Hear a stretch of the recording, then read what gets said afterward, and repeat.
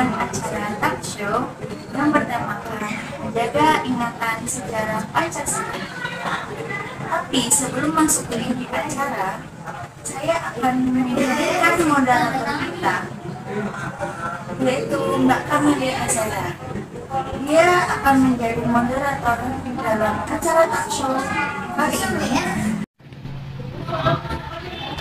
Halo Mbak Kamalia. Halo Mbak Sinta. Bagaimana kabarnya hari ini? Baik. Mbak Saya baik. Mungkin ada gimana ya? Iya. Lancar, tapi lumayan melelahkan. Kalau Anda dulu gimana masuk kuliah? Pengalaman, ya saya nggak punya pengalaman besar, cuman saya terbiasa untuk waktu. Mungkin kita akan menghadirkan narasumber yang mungkin terpercaya. Mungkin kali ini kita akan menghadirkan narasumber kita yang pertama Kak Aris dan Kak Sekar. Aku dan teman-teman persilakan.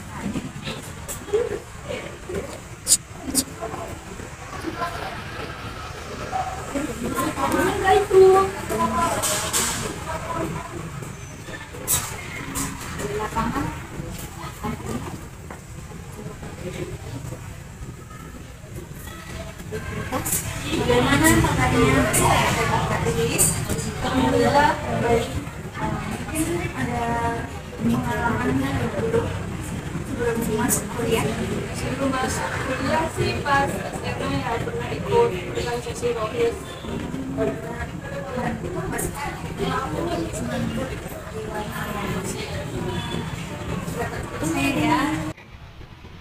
Selanjutnya saya akan menyerahkan tugas saya ke moderator kita. Waktu dan tempat saya silakan. Terima kasih Mbak Sinta. Langsung saja ke pertanyaan yang pertama untuk narasumber yang pertama. Bagaimana kolonialisme masuk ke Indonesia dan berapa tahun kolonialisme Belanda menjajah Indonesia? Nah, menurut ilmu yang saya tahu, Pancasila tak bisa dipisahkan dari kisah perjuangan Indonesia. Pertama kali VOC muncul atau Kongsi Dagang Indonesia itu tahun 1602 sampai 1992 atau sekitar 353 tahun. Di sana VOC melakukan politik pecah belah atau dia dinamakan dividen et impera. Lalu untuk pertanyaan yang kedua, kolonialisme Belanda menjajah Indonesia selama 350 tahun atau dari tahun 1595 sampai 1945. Sekian. Untuk pertanyaan kedua, kenapa Bung Karno dibuang ke ND?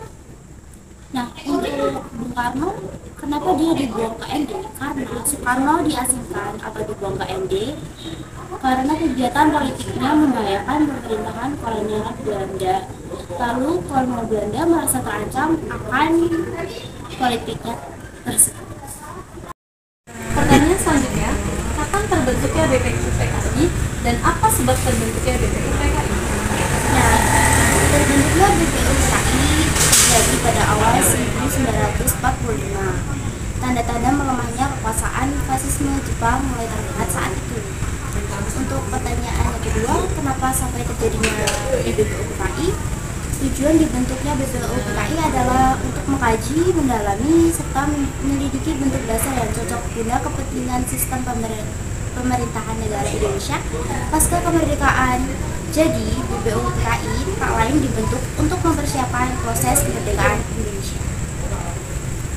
Untuk narasumber, siapa yang mendesain lambang Garuda Pancasila?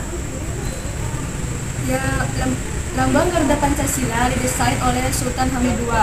Awalnya lambang Garuda itu garudanya bertahta di atas bunga teratai, tetapi kemudian diganti menjadi burung Garuda yang mengepakkan kedua sayapnya dan kedua kakinya yang mencengkeram pita putih bertuliskan Bhinneka Tunggal Ika.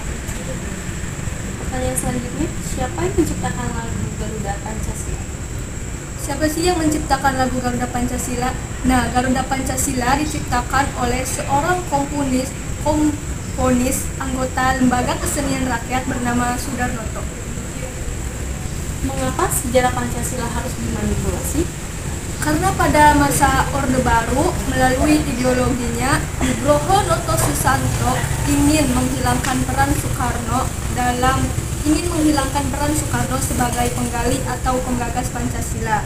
Menurutnya, Muhammad Yaminlah yang pertama kali mempidatokan 5 sila tersebut, bukan Insinyur Soekarno.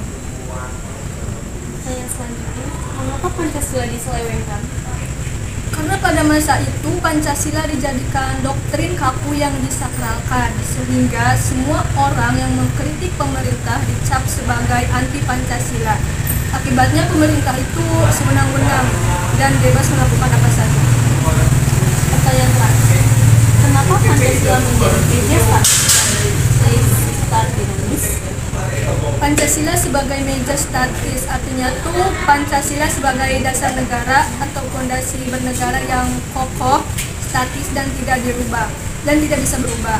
Meja di sini tuh diartikan sebagai nilai-nilai Pancasila yang dijadikan titik kumpul keberagaman masyarakat Indonesia.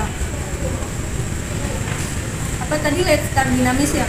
Pancasila sebagai let's start dinamis itu artinya Pancasila sebagai pemimpin atau petunjuk arah yang bersifat statis atau yang bersifat dinamis atau sesuai dengan perkembangan zaman.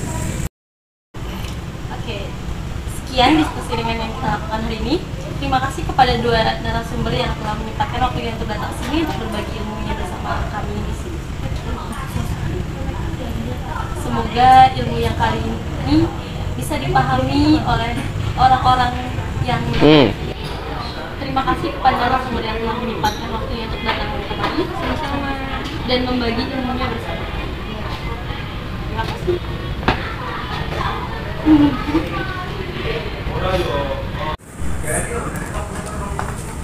Sekian sesi talk show pada kali ini. Semoga dapat dipahami. Saya Sinta, pamit undur diri. Assalamualaikum warahmatullahi wabarakatuh. Saya Sinta Aulia Fadila sebagai host pada acara malam kali ini. Saya Kamelia Zara sebagai moderator pada acara malam kali ini. Dan saya Felistiani Grum sebagai narasumber pertama. Saya Riris Restuningsih sebagai narasumber kedua. Dan saya Adi Nugroho sebagai editor. Terima kasih. Wassalamualaikum Wassalamualaikum warahmatullahi wabarakatuh.